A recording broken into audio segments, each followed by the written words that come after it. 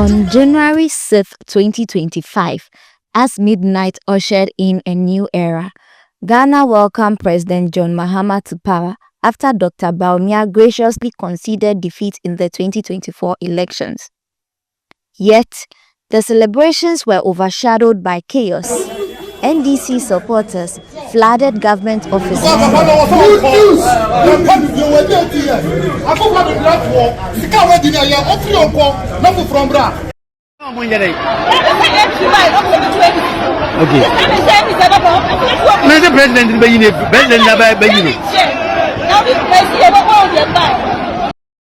Some issuing warnings, others claiming control, a familiar disruption in Ghana's political transitions.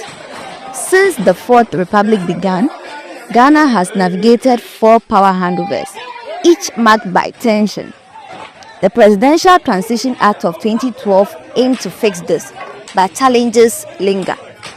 Why does this pattern persist? And what can be done to ensure smoother, stronger transitions for Ghana's democracy? Listen to this episode of CDD-Ghana's Democracy Dialogue titled Transition Without Transition, Ghana's Messy Political Turnovers. You're listening to the CDD-Ghana Democracy Dialogues podcast, a platform for meaningful conversations on governance, democracy, and development. From policy discussions to citizen perspectives, we explore key topics like electoral reforms, economic policies, and human rights. Join the conversation on YouTube, Spotify, and our website. Stay informed, stay inspired. Welcome to another episode of the CDD-Ghana Democracy Dialogues. My name is Kojo Asante. I am the Director for Policy Engagement and Partnerships here at CDD. I've worked in the democracy, good governance, and society space for over 2 decades now, and I'm privileged to host this episode this evening. At midnight on January 6, 2025, President Akufo-Addo's term ended, and President John Mahama's tenure began. Even before President-Elect John Mahama's inauguration began, following his victory in the 2024 elections, supporters of the winning party started storming government installations across the country. Their actions, whether to warn occupants to prepare to leave or to seize control, highlighted a recurring issue in Ghana's political turnovers. Under the Fourth Republic, which has seen 4 power transitions, this disruptive pattern persists. In 2012, after a period of sustained engagement amongst political parties and facilitated by the Institute of Economic Affairs, IEA, through their political parties program, the Presidential Transitions Act of 2012 was passed to help address these challenges. Notwithstanding the passage and the operation of the Act over 2 political transitions, many problems remain unresolved. In a way, we have had transitions without transitioning from the past behavior. What more can be done to smoothing Ghana's political transitions? I have to discuss today's topic with me, a real stellar panel. First, Dr. Esther Ofe-Abuaje is a leading authority on local government and decentralization in Ghana and beyond.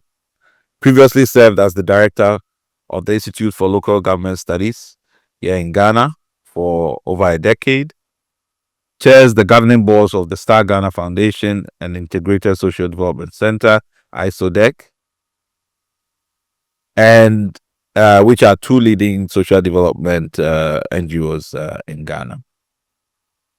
And then we also privileged to have Professor Kofi Abochi. Professor Abochi is a professor of constitutional and comparative law, currently dean of the law school at the University of Professional Studies in Accra, and a managing partner at Access Legal law firm, also based in Accra. Professor Abochi is a well-known scholar and commentator on constitutional administrative law in Ghana and also in Africa and beyond. And then, last but not the least, my good friend Gifty Intikunedu. Gifty is a governance and intelligence policy professional with expertise in security analysis, public policy, and legal strategy. Her work focuses on high-level decision-making, risk assessment, and governance frameworks, ensuring that policies are not just theoretical but effectively applied in national and international context. You are all very welcome to today's episode.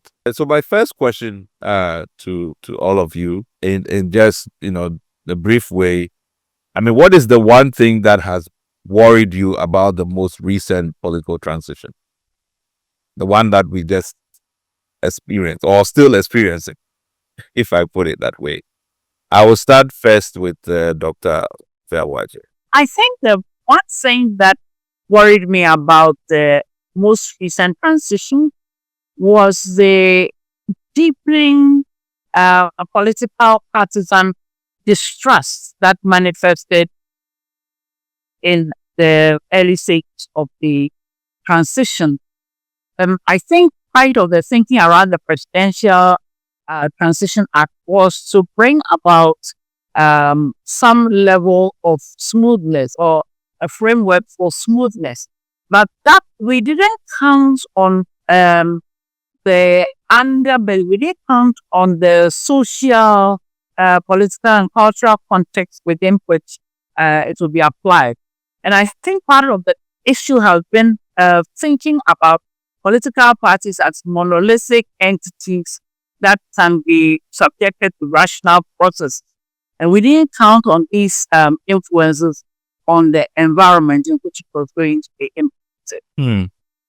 I'll come back to you on that because there's a way also some sort of a contradiction, because if I recall, the transition teams, smiling before the cameras, reports that, the meetings went well. Later on, there were some disagreements as to some kind of late actions of government, whether incumbent governments had the power or the right to make certain decisions. But if you, as you said, if you just oppose that against what was going on with marauding groups of supporters, going into installations, either demanding people leave their jobs and all of that, it was interesting that those two scenarios that were happening. But Gifty, what's your own sense? What's the one thing that worried you about the transition? I think that the transition has been largely disruptive rather than administrative. In the context of democratic maturity, one would think that having come this far in over 30 years of what we would call a stable democracy, a change in government should just be a change in leadership with just institutions running their course. But we have this change in government where everything else is disrupted. There's wholesale leadership change. Institutions are having change of leadership. Everything is being disrupted. You really do not know what the focus of key institutions and the governments are. So if you look around through the various government agencies, the ministries, the security sector, various agencies, even MMDs, we are almost 6 months into the first year of the first term of this government, or let's say the last term of this government, and we really do not know what the focus of the government is. So I think the political transition has been largely disrupted rather than being administrative. Interesting. So basically, the management of the state it's significantly disrupted, during these transitions. But Abuchi, what's your own 2 pence on this one? For me, what worries me is the fact that we don't seem to learn and we keep repeating the same mistakes, election to election. We all know somehow that there's going to be an outcome from an electoral process. That outcome, whichever way you look at it, will require a transition. So one option is that you have a government in office and that same government wins power. And so there's going to be some symbolic transition.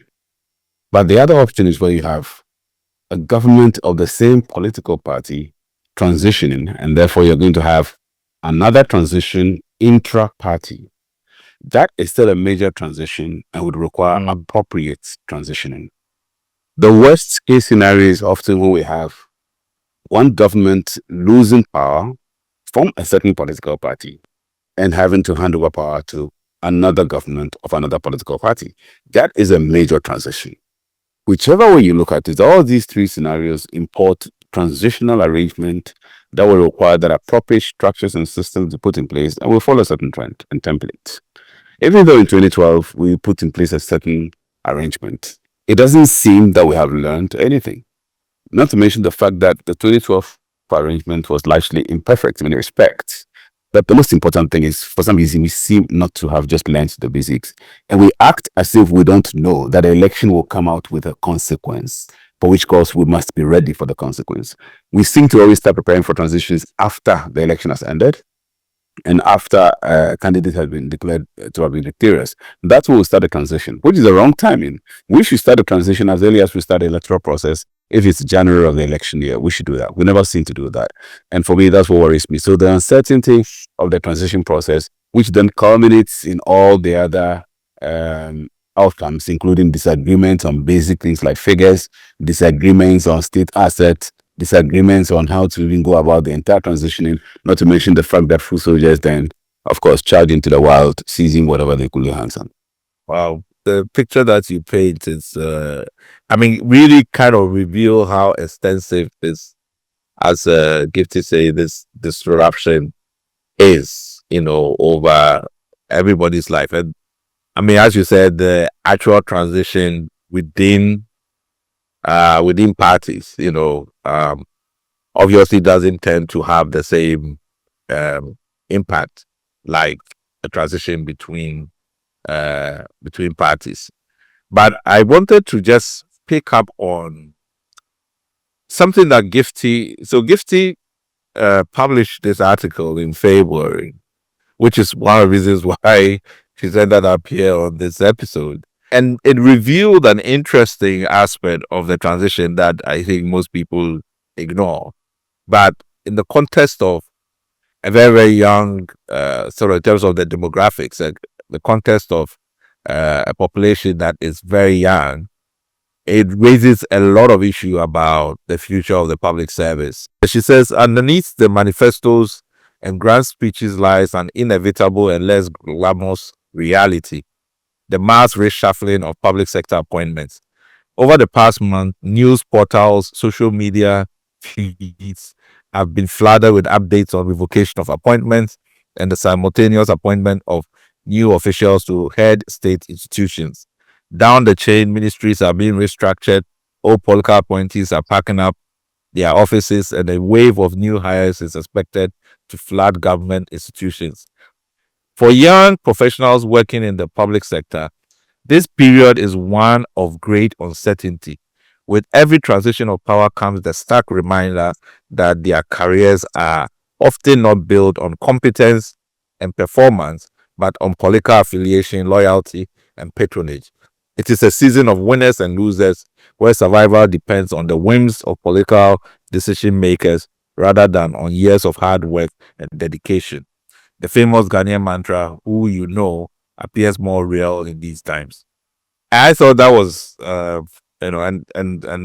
Gifty, congratulations.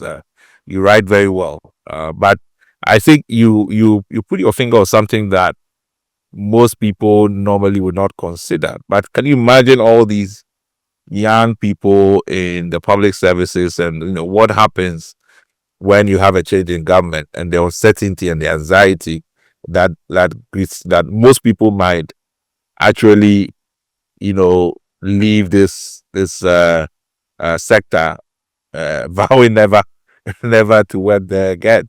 But so, Gifty, what motivated this? I work in the government sector.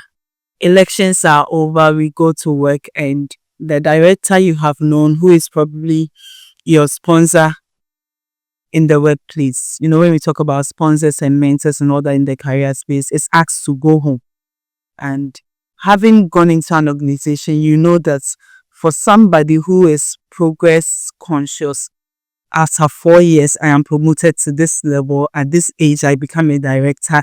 This is what I contribute to my country. This is how I help my country develop. These are the skills I can garner. These are the transferable skills I can have, even if I leave the setup.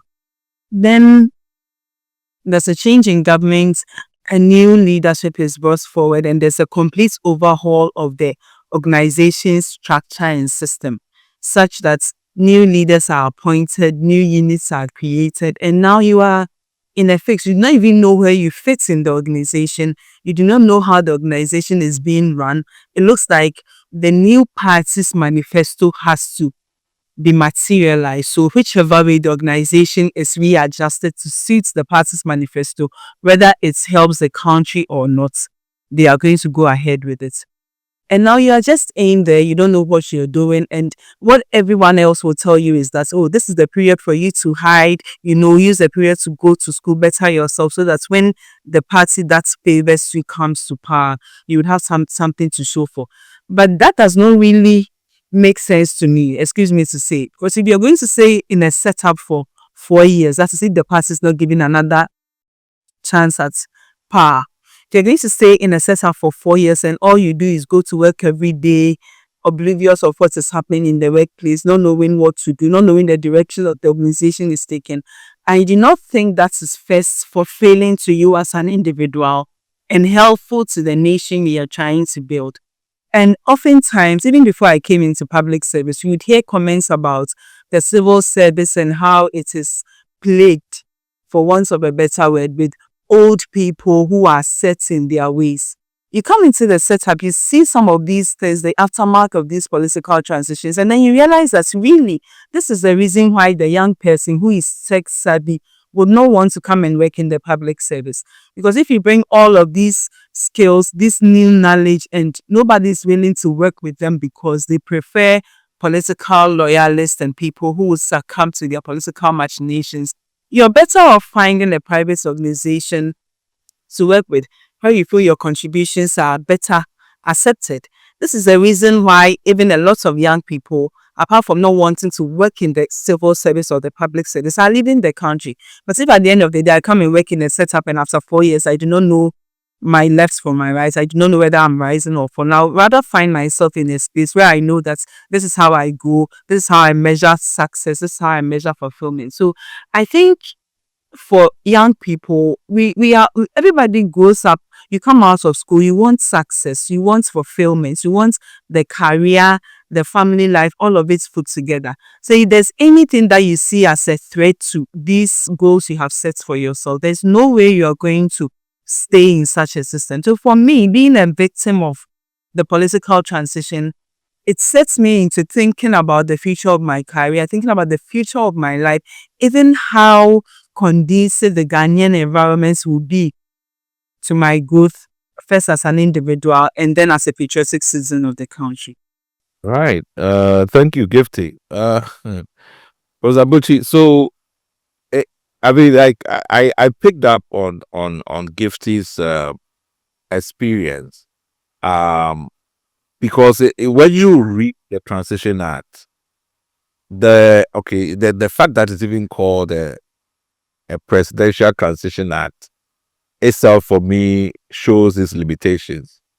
And actually, you can see that in the provisions that the act, or the scope of the act, in terms of ministries or MDAs, maybe some aspects of MMDAs also tackled. But in reality, it is really a transition of the presidency and not the state. So I don't know what, in your sense, how does the Transition Act address or not address these kinds of issues, which really has to do with the management of the state? So first of all, I think it's imperative for us to understand that where we stand today is the outcome of decades of erosion and decades of the corruption of governance. And by corruption, I don't mean the steady one, but the decadence of governance. I'm going to list 4 key things that reflects this decadence. The first one is that we've had a gradual erosion of the distinction between the state and the government. The distinction between the state and the government is critical for the success of every governance. The state is supposed to be a permanent entity around which the government revolves. And so the expectation is that every 4 years we have elections. But the expectation is not that every 4 years the state will change. Unfortunately, we've had a tendency since, sadly, 1992, where after every election, the country goes through something of a transition that involves the state. The state is not supposed to transition. The state is a permanent entity.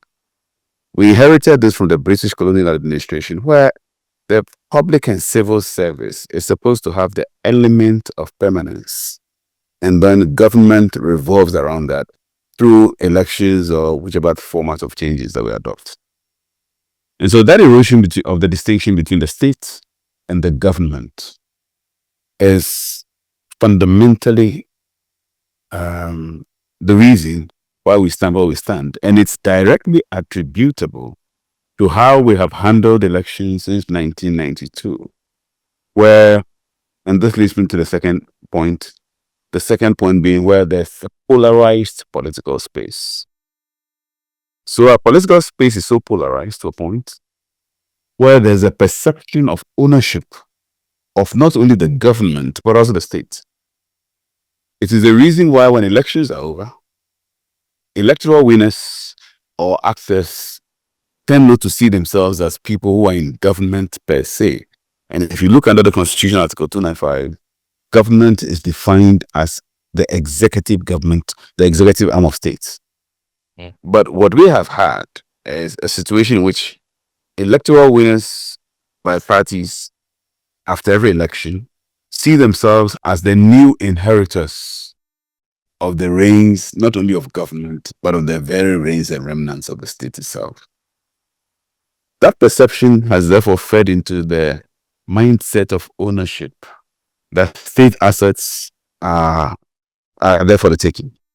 And the state assets are supposed to be the booty or the windfall of elections. So the first one being the erosion of the distinction between the states and the government. The second one being the polarized political space. The third point is the conception of transitions. And the point I was making here is our view of transition is that transition represents a windfall out of elections.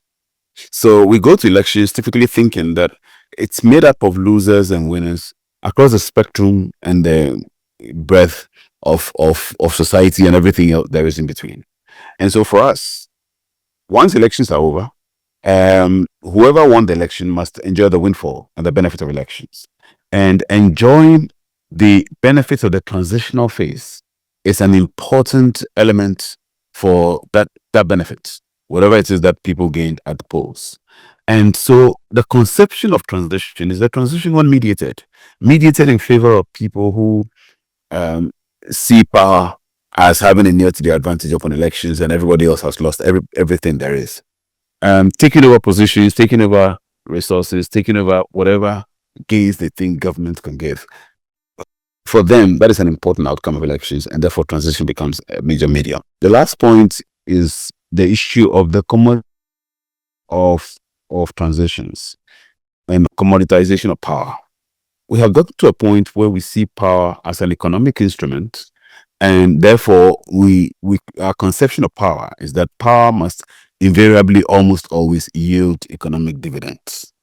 If you have that conception of power, that conception of a commoditized instrument called power, then invariably power must constantly be used to the benefits of whoever has the power or whoever is benefiting from the power directly or indirectly. In this context, transitions become an important medium for benefiting and articulating that power. So we have commoditized transition. And for many people, the transitional phase represents the phase of asserting that authority, derivable, that economic authority that gives the commodity which they think should come from power, derivable from transitions. So I think unless we change the mindset on transitions from some of the points that I've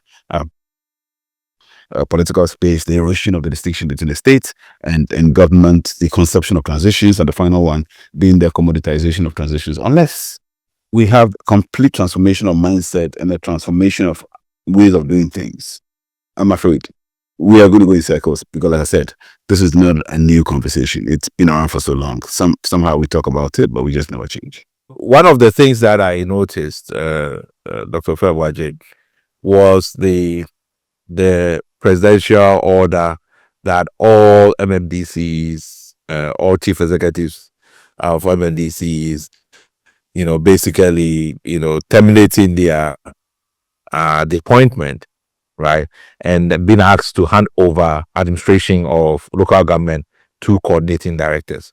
Now, on the face of it, it might be a simple sort of transition order, but given that DCs, MCs, and so on play all kinds of roles at the local government level as heads of the DISEC, the district security agencies and various committees and so on and so forth, that authority that they have to, that vacuum doesn't get filled immediately that you make that order. That is a very slow process of constituting committees. And I mean, even just think about public boards and parastatals whose chief executives are dismissed or terminated, the appointment terminated, boards dissolved, and they cannot even take decisions.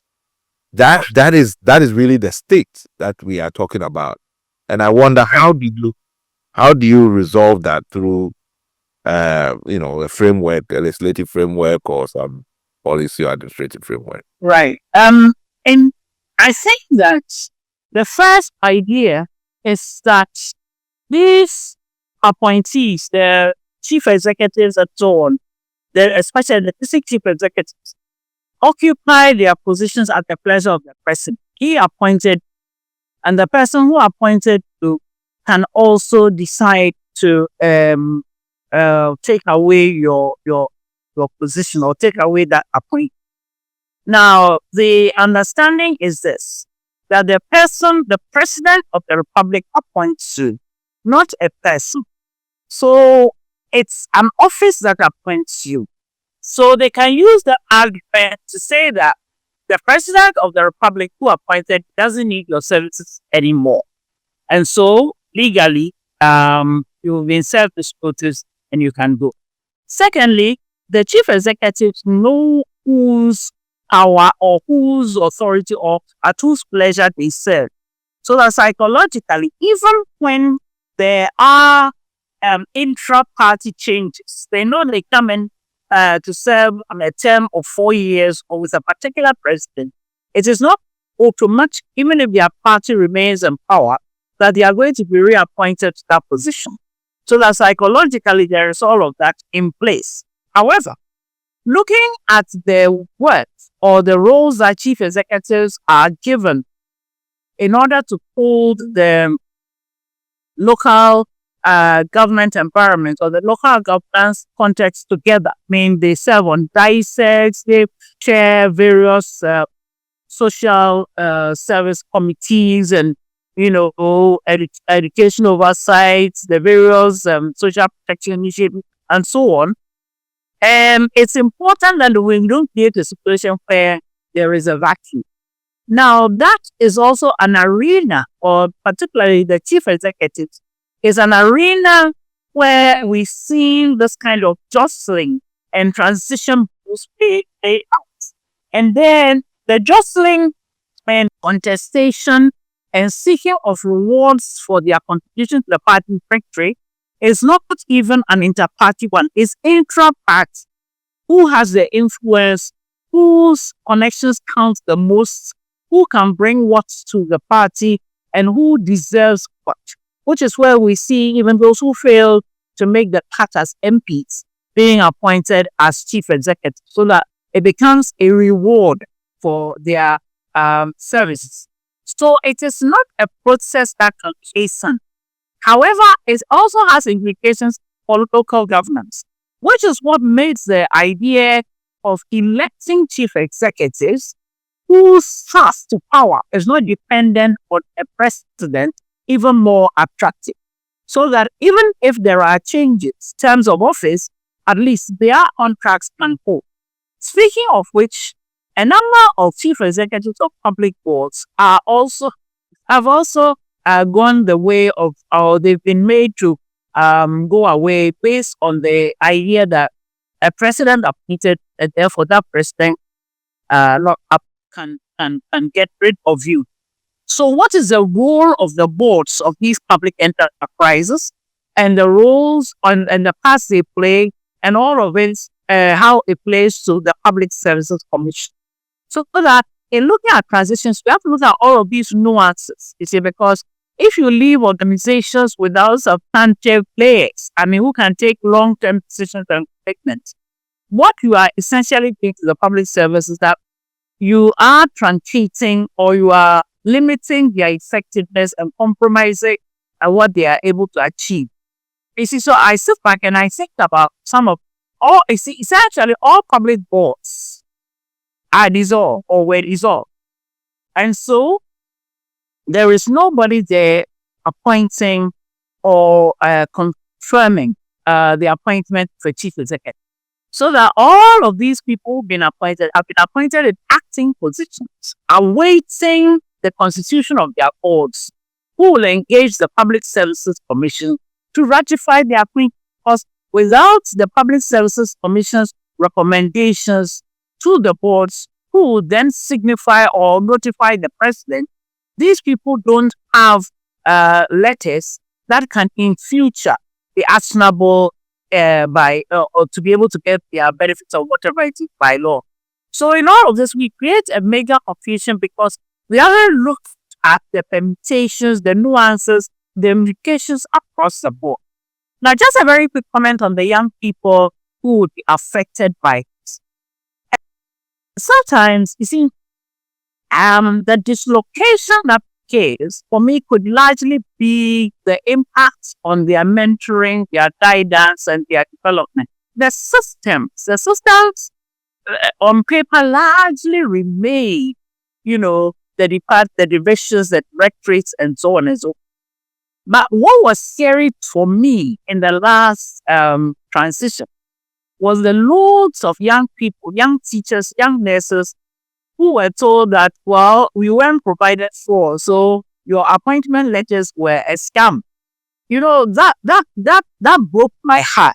Because they've been waiting to find jobs for a very long time, and then all of a sudden they're told that, well, your appointments were a scam. We'll try and absorb you as best we can, but we have no guarantee that we can take on. So it does also have implications for young people in many scary ways. So related to the point you just ended on, what is the limitation of government power in the transition phase? So the president's term ends 6th January, right? What decisions can that president, the incumbent president, take? Is it all decisions? Are there some decisions he cannot take? Because there's always the controversy. I remember famously President Akufo increasing salaries for public sector, the 2008-2009 transition, that became a controversy. The issue you just mentioned about the employment of a lot of employment of people across the public service, in the army, in the security sector, that also become a controversy. Kofi, so the question I was asking you, the incentives that you have, really, as I said, very powerful incentives for continuing to run this type of transition. How do you cure that with legislation? Well, I exactly appreciate the fact that mindset changes take a long time to happen. So I'm not naive or oblivious to the fact that you cannot expect them to change their behaviors unless you put incentives in their way. So the legislative incentive that you mentioned, it invariably is a tool that ought to be exploited. or leverage. If we have laws that are so clear on what exiting presidents can or can't do at the last hour, if we have clear penalties put in place for this or for these purposes, and if we have clear rules for challenges also properly installed so that there are no doubts as to what the remedies are in case such violations occur, there should be a way of tackling these or dealing with these, even when they are breached or violated. But in terms of the reason I still emphasize the fact that behavior change represents an important ingredient in this respect, the fact that the question you're asking about what can they do or can't they do at the last hour, even without legislation, every president ought to know that in the last hour before they leave office, and last hour for me should technically include the whole month of December, presidents should only take decisions that do not have legacy effects. I'll explain that. Number two, presidents should not take decisions. Presidents should only take decisions that are necessary for the smooth running of government on a day-to-day basis, so that in the absence of these, there are consequences. So if you take that off legacy effects, you spoke, for example, about, and maybe I can add a third one. I'll take that to the legacy one. But the third one could be presidents should not take decisions that are of huge or significant budgetary consequence. Okay. And the reason is because the president would have been out of budget at the time. The new budget phase is about to start. So let me take that first in terms of explanation. So the new budget phase is going to start. These days, we peg it around October, November, they read the next budget. So the president would have been out of budget for purposes of the next administration. So that even if the budget is read, it's only read for the public financial management purposes, but invariably another budget will be read, and the country will adopt a budget for its own. So the president can't spend into another government's budget. And so decisions that have financial repercussions outside, over and above the existing administration, no president should take a decision. And that's what the Americans call themselves. They use the expression, the lame duck. You're a lame duck because you can't take decisions that would outlive you. But the other one I mentioned is the legacy effect, which has similar connection to this. Decisions including employment. We employ people and we saddle them with the incoming administration. Not only does that throw out of gear the budgetary configurations of the new government, but it also unnecessarily saddles the new government with employees that typically the government may not have any consideration for or any use for in terms of its own policy outlines and policy deployments. So in that sense, for legacy decisions, no government or president should take that decision, among others. So it's imperative that we appreciate the fact that when governance is about to end and a transition is about to commence, the life of a government has ended. And when decisions are taken with a view to tying the hands of an incoming government, that incoming government may then be forced to also take countermeasures for purposes of securing its own administration. In the process, we're going to have third parties who are losers out of that cat and mouse game between the incoming government and outgoing government, so to speak. So if you ask the question, legislation can be used as one of the means of dissuading bad behavior. But for legislation to do the job here, the legislation must respond to two critical things. The first one is that the legislation must respond to the mischief that is designed to be cured or rectified. And the second one, the legislation must be clear and perhaps clearer than daylight.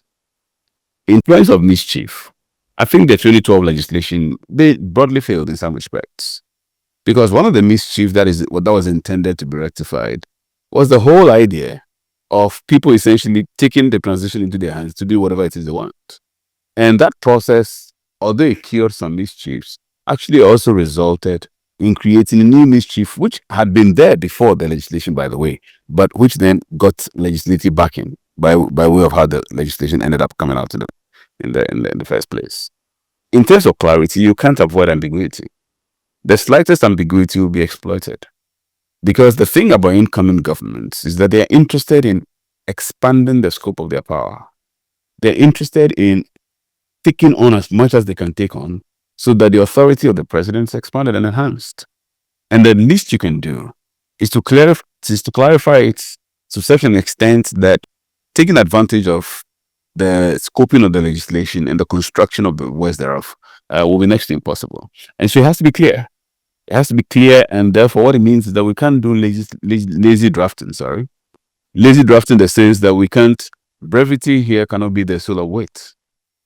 In this context, I think expansion and the longevity of texts is what may actually end up doing things, so that clarity, including exceptions and generalities, how all these are stated to avoid any benefit of the doubt for people reading other meanings into it because the legislation may not be that clear. These are things that have to be avoided. So the most important things for purposes of incentives, clarity of the legislation, and as I indicated, yes. And would you consider constitutional reform in terms of the organization of the state, or the framework around, as, because I think fundamentally that's one of the things that you talk, this separation between the state and government, that also need to be laid out clearly within the constitution, maybe with even more clarity, to sort of provide the buffers, for even statutory legislation and subsidiary legislation to follow. Would you consider that as also essential? I'm not sure you are aware of the fact that I'm not a big fan of constitutional review.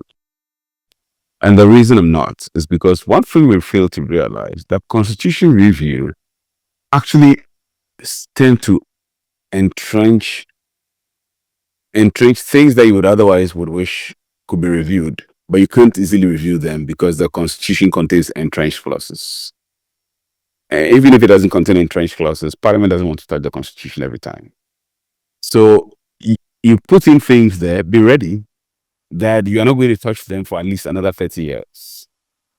What that means is that because of the rapid changes of society and rapid changes of things, even when you put things there that very quickly become antiquated and you want them changed, or they are not functioning as well as you would wish, you are sort of stuck and saddled with them for some time, because you don't just change the constitution with that level of rapidity like you change statutes.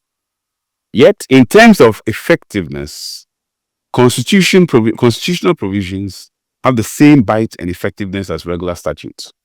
It is only the changing process that they are not the same. And it is only in the order of arrangement where there's a conflict that constitutional provisions tend to trump statutory provisions. So in order to avoid that danger of saddling ourselves with something that may very quickly become out of tune with reality, we may have to change it. I would not say we need constitutional changes. What we need are statutory changes, because the statutory changes serve the same purpose. Constitutional changes, on the other hand, force us to not change things quickly, and therefore we may have to deal with the pain for so long before we're able to change it sometime later into the future. So yes, to your question, I would recommend statutory changes. Yes, some of these things require statutory changes because clearly, correct, exactly. Statutory changes, not apart, beyond constitutional changes, it allows you for elaboration. It allows you to go into detail, whereas constitutional changes doesn't allow you. So, constitution changes in the minds of people, it has a certain funky feel to it. People like when they say, let's change the constitution, say it's nice. But people don't tend to really advert their minds to certain pitfalls of constitutional changes. When you make these changes, they are not changed in the next 3, 4, 5, 6, or 10 years. But for statutes, we can pass the statute today. And in the next 2 weeks, if we find something fundamentally wrong, Parliament will just quickly amend the statute and we'll move on. Yet in terms of implementation and in terms of effect, they have the same effect. The only difference here is constitutional provisions tend to be a little higher when there's a conflict. But when there's no conflict, they have the same biting force and effect as far as implementation is concerned. So I will go for statutory changes for purposes of elaborating on some of these things and making the appropriate changes to the presidential transition bill for transitional purposes. Thank you for that, Gifty. I think from all the discussions and from where you are located and given the experience that you've also had, if we were to change the incentives or reorganize ourselves to create a more orderly, predictable public sector, I would say transition, because as Kofi says, it's not just a question of, I mean, the state doesn't really change as much. The government changes, but the state is expected to be more predictable and permanent. But certainly, there's always transitions that still goes on. How do we just ensure a more orderly transition in the public service? Bear in mind that this public service, if more and more young people are supposed to be participating in the public service, would really be the majority at the end. How do we ensure that they are properly incentivized and motivated to continue to want to come into the public service and work? But what kind of changes would you propose? Yes, Doc. I believe Prof has said a lot about the legislation with regards to the transitions. But I think that going forward, we could actually include non-partisan individuals in some kind of a committee to oversee political transitions. I think that would help. Again, I think we are better off separating career public servants from political appointees. When there are technocrats in a system doing the work that is required of them, I do not think we need to change them because there's a change in power. Maybe we should have some legislation that stipulates that people in certain technocratic positions are not affected when there's a change in power. I think that will help. So, apart from the fact that we aspire for democratic maturity, the core of all that we do, which I believe CDD is so much engrossed in, is nation building. And one of the keys to nation building, I believe, is institutional memory. We learn from the mistakes of the past. We look at how much we can work so hard and better in the present for a much better future.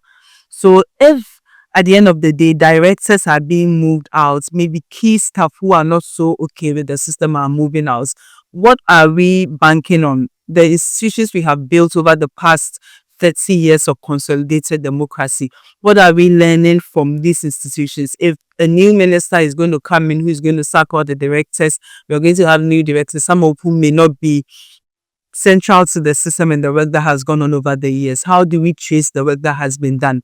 How are we even able to revisit projects that need to be completed? All of these would be affected. So we should have institutional memory in mind when we are going through political transitions. We should know that at the core of it, we need our technocrats. And so we should find a way to secure them. And if possible, include some neutral experts, some civil society, and the role of parliament again in reviewing these transitions. I would lead the issue of legislation to Prof. Abuchi, and I think he has handled that better. But at our core, let us focus on institutional memory. And again, we need to consistently encourage our public demand for accountability and orderly transitions. Because if we leave these things to politicians, and every 4 years we'll just be, like I call it, a political merry-go-round. We just find ourselves dancing in circles. Oh, thank you very much, Doc. There's a fair about it. I think I'll give you the last word here. I'm wondering whether or not our elite's commitment to state building really is non-existent, because it looks like the kind of damage that transitions create for the state makes it very difficult to really organize the state to deliver development. And yet, every political party that is seeking power is talking about transformation. The vehicle that they want to use for transformation, they do a very bad job of trying to keep that vehicle fit and capable of taking them, doing the journey. What is it about just this lack of commitment to the state that we've created, and how do we overcome it? Because it seems to be really at the core of a lot of our problems. If we say that those in power do not know that they shouldn't burden those coming with budgets that they can't manage, they shouldn't strip government bungalows, they shouldn't take state cars away and so on. If we say they do not know, I don't think it is true. They know. They know.